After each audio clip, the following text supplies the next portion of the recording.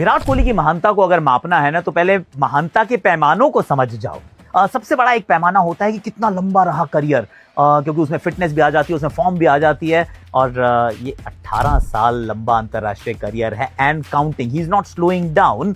तो एक tick mark. उसके बाद आप कहते हैं कि यार कोल्ड स्टैट्स देखो, रन्स कितने बनाए हैं, विकेट्स कितनी चटकाई हैं। He is gone past Kumar Sangakkara, second highest run scorer in the history of international cricket. सिर्फ अब सचिन तेंदुलकर पाजी के पीछे हैं and he is been absolutely spectacular. उसके बाद आप कहते हैं कि अडेप्ट कितना करता है खिलाड़ी यार। तीनों फॉर्मेट खेला है, अलग अलग देशों में, अलग अलग कॉन्टिनेंट्स में जाके वहां रूल किया है, डोमिनेट किया है, डिक्टेट किया है, अक्रॉस फॉर्मेट्स किया है। और अभी भी अगर आप देखो तो ही इज अडेप्टिंग, राइट।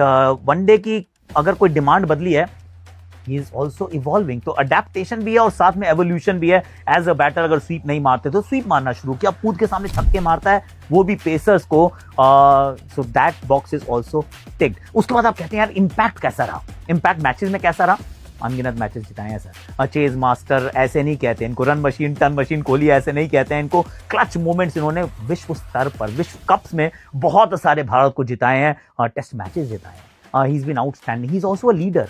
तो वो भी दो बॉक्सेस को आप टिक कर सकते हैं क्योंकि उन्होंने सिखाया है सबको। And the last but not the least is actually, have you inspired a generation, have you brought about a change.